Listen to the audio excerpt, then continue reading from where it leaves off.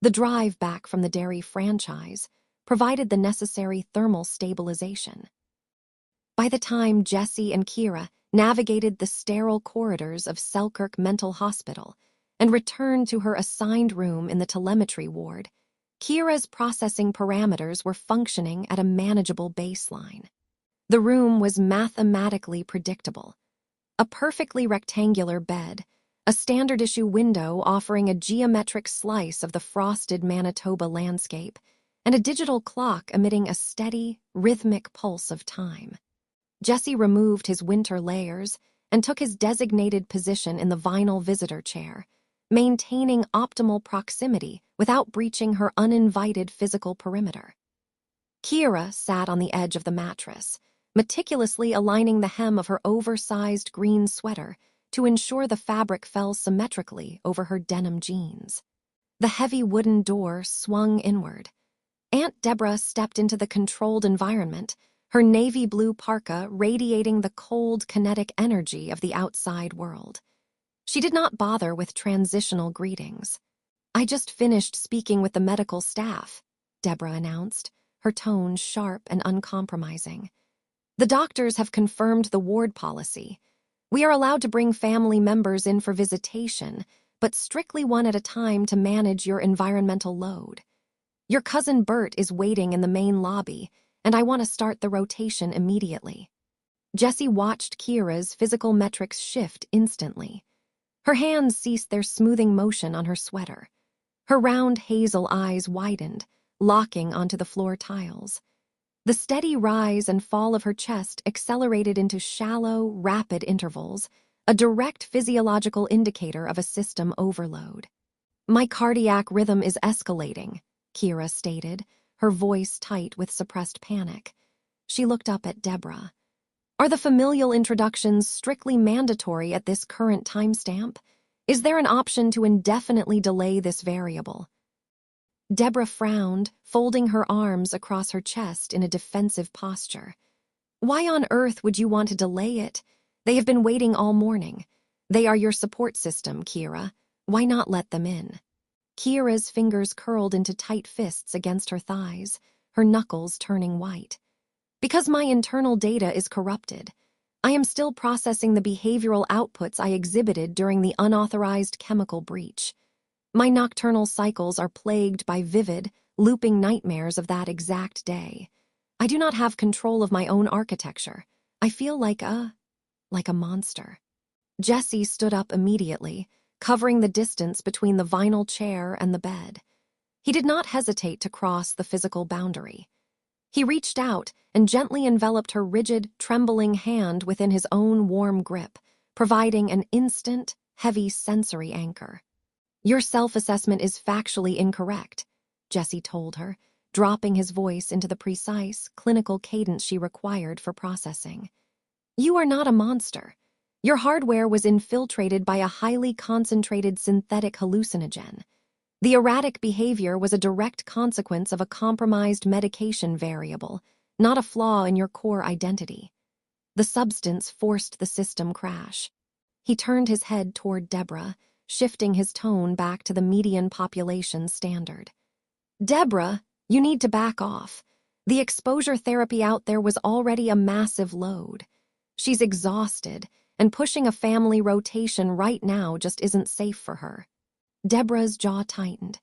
She looked at Kira, her expression a complicated mix of fierce protectiveness and profound impatience. "Fine, but the family cannot sit out there in the lobby forever.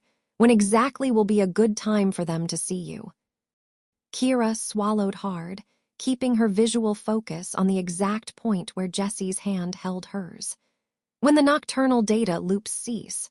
I will accept familial variables when the nightmares go away and my baseline is permanently secure." "That isn't a timeline, Kira. That's a moving target," Deborah snapped, her frustration finally boiling over. She turned on her heel. "I'll go tell them we drove all this way for nothing." The heavy door clicked shut behind her, sealing the room in a heavy, vibrating silence. The departure triggered an immediate secondary reaction. Kira's rigid posture collapsed. The mathematical certainty of her expression dissolved, replaced by a sudden, overwhelming wave of guilt. Tears gathered in her hazel eyes, breaking free and tracing hot, erratic paths down her pale cheeks. "I have introduced severe friction into the familial grid," Kira whispered, her voice breaking. "I am failing the recovery parameters." Jessie ignored the standard protocol regarding sensory logistics. The situation required maximum structural support. He moved onto the edge of the mattress and pulled her close, wrapping his arms securely around her shoulders. He applied deep, even pressure, knowing the weight would help ground her spiraling nervous system. Kira buried her face against his chest, her tears soaking into the fabric of his shirt as she clung to his steady presence. "You are not failing anything," Jessie murmured, resting his chin lightly on her red-dyed hair. His cadence remained unbroken, an unyielding rock in her chaotic current. "Everything is going to stabilize. We are going to re-establish all of your favored variables. When the telemetry hold is complete, we will execute a perfect dietary celebration. We will acquire sweet egg sushi with exact portion controls and entirely symmetrical slices of chocolate cake." Kira sniffled, her breathing beginning to hitch as she absorbed the comforting data. "We will also integrate shrimp with marinara sauce," Jessie continued, mapping out a future of pure predictability, "and a massive rack of ribs, completely dripping with sauce, provided we have an adequate supply of sanitized napkins to manage the tactile hazard." A small, shaky exhale escaped Kira's lips. She leaned heavier against his chest, the tears slowing. "I miss my home," she said quietly. "I miss the exact layout of my apartment. I miss Mrs. Henderson's operational directives behind the register at the diner. Mostly, I just want to be there in our controlled environment with you." Jessie held her tighter, his resolve hardening. The malicious forces that had shattered her world were going to pay, but right now, his only mission was her restoration. "I will initiate a dialogue with Dr. Evans and the medical staff today," Jessie promised. "I will request a concrete timeline for your discharge parameters so we know exactly when you can return to Gimli." He pulled back just enough to look directly into her tear-streaked face, ensuring she could read the absolute sincerity in his brown eyes. "In the meantime, I have to leave temporarily to work your shift at Robin's diner," Jessie explained, defining the impending separation with mathematical clarity. "Mrs. Henderson needs the station secured, and preserving your employment variable is critical. But my departure is strictly temporary. I will complete the shift, and I will return to this exact coordinate the moment my operational duties are fulfilled." Kira wiped her cheeks with the back of her sleeve, her posture straightening as she processed the logistical necessity of his departure. The panic completely subsided. "Your employment substitution is logically sound," Kira confirmed, her voice regaining a fraction of its clinical strength. "I will monitor the digital clock. I will expect your return at the conclusion of the evening transit window." "You can count on it," Jessie said, giving her hand one final, reassuring squeeze before standing up to face the cold world outside. Jessie woke in the absolute, structured silence of Kira's Gimli apartment. He had stayed there every single night since her extraction to Selkirk, finding comfort in the meticulously aligned bookshelves and the lingering scent of her roasted coffee. The space was a mathematically perfect sanctuary, and he intended to guard its physical coordinates until she returned. Jessie woke in the absolute, structured silence of Kira's Gimli apartment. He had stayed there every single night since her extraction to Selkirk, finding comfort in the meticulously aligned bookshelves and the lingering scent of her roasted coffee. The space was a mathematically perfect sanctuary, and he intended to guard its physical coordinates until she returned.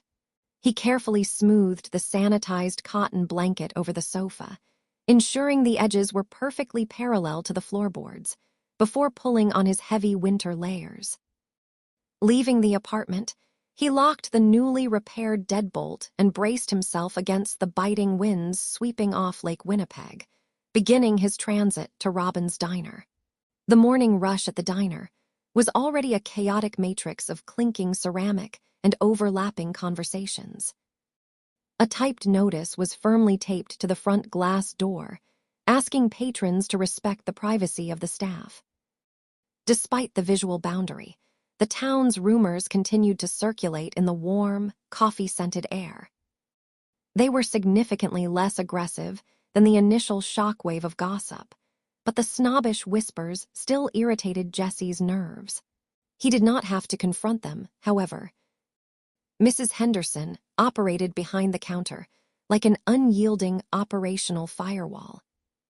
Whenever a regular patron leaned in too close or spoke too loudly about Kira, Mrs. Henderson would slam a heavy ceramic mug down and glare them into submission, efficiently handling the variables so Jessie could focus. Around 10 o'clock, the bell above the door jingled. A man appearing to be about a year older than Kira entered the establishment, trailed by two equally boisterous friends. They brought a sudden influx of erratic acoustic energy into the space, tracking snow across the tile floor. They claimed a booth near the window and flagged Jessie down, ordering 3 dark roast coffees and a plate of glazed donuts. Jessie fulfilled the order with practiced, mechanical efficiency, setting the plates down without engaging. As Jessie wiped down an adjacent table, his attention was caught by the man's loud voice. The man was actively boasting to his friends about a chaotic homeschool environment, specifically mentioning a younger female relative. He loudly complained about constantly competing with her for the best marks in their household curriculum. The historical data points instantly aligned in Jessie's mind. Aunt Deborah had warned them about Kira's oldest cousin, the primary source of friction in her early developmental grid. This loud, unpredictable variable sitting in the booth was Bert. Jessie carried his damp rag back behind the counter and approached Mrs. Henderson. He kept his voice low, masking his rising protective instincts, and asked her if he should introduce himself to the man, confirming his identity as Kira's cousin. Mrs. Henderson paused her rhythmic wiping of the espresso machine. She looked across the diner at Bert, her expression narrowing with practiced judgment. She turned back to Jessie and told him that he certainly could introduce himself, provided he wanted to engage with that particular headache. Jessie absolutely wanted to. He folded the rag, placed it squarely beside the register, and walked back out onto the floor. He approached the booth with a rigid, squared posture, placing himself firmly in Bert's line of sight. "Excuse me," Jessie said, his voice entirely devoid of the clinical cadence he reserved for Kira, projecting the firm tone of the median population. "I couldn't help but overhear. I am Jessie. I am Kira's boyfriend." The man paused mid-bite of his donut, brushing a crumb from his flannel shirt. He looked Jessie up and down before offering a casual, dismissive nod. "Bert, I'm her older cousin." Jessie did not offer a polite smile. He rested his hands on the edge of their table, establishing a clear physical boundary. "Since you're talking about her, I have a question. Why exactly were you always competing with Kira? What was the point of intentionally pushing her?" Bert let out a short, defensive laugh, looking at his friends before turning back to Jessie. "Look, man, you don't get what it was like. Kira was good at writing, but she absolutely didn't like to read. She didn't even like to do math. But no matter what it was, she always got the absolute best marks. It drove me crazy.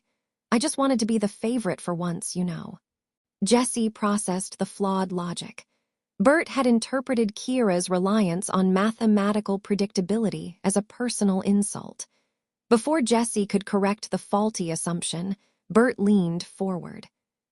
"So, since you're the boyfriend," Bert said, his eyes scanning the diner, "what really happened to Kira? The whole town is talking about police and hospitals." Jessie's jaw tightened. He looked around the full cafe, noting how several heads at nearby tables had subtly tilted in their direction.